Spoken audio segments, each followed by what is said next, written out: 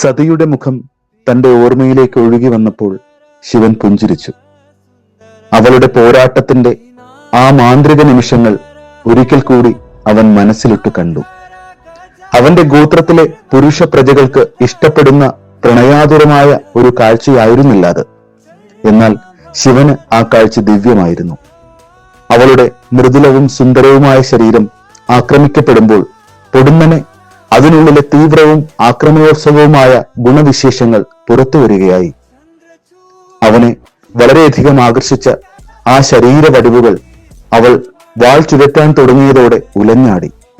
വൃത്തിയായി കെട്ടിവെച്ച തലമുടി വാൾ പിടിച്ച കൈയുടെ ദ്രുത ചലനങ്ങൾക്കൊപ്പം ആസക്തി ഉണർത്തും വിധം ആടിയുലഞ്ഞു. അവൻ നെടുതായെന്ന് നിശ്വസിച്ചു. എന്തൊരു സ്ത്രീ! സതി. पिनाकधर हर